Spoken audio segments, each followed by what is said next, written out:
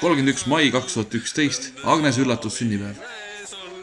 Agnes ei osanud oodata, kui ta tuleb 2 sõbrannaga Café Noiri, et seal on ootamas teda tegelikult terve seltskond. Agnes oli täiesti üllatunud ja ta ei osanud mitte midagi taolist oodata. Neile väga hästi korraldatud.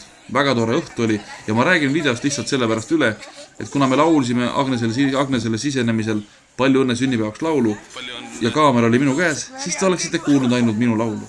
Seega ma säästsin teid sellest ja lihtsalt väikene klipp sellest sünnipäevast. Tšau.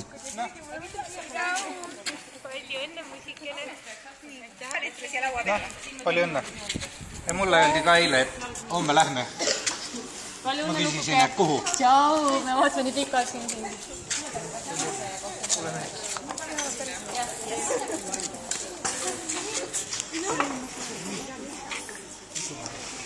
Issand, et täna on teisi.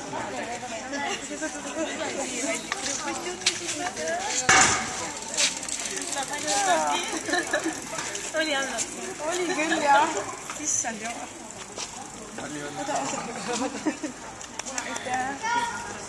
No, siin on meie kingitus sulle ja see on siis ette nähtud sinule treeningvarustuse soetamiseks ehk siis pulsikell on siin sees, ise valid välja. Niimoodi? Jah, okei, aitäh. Nii.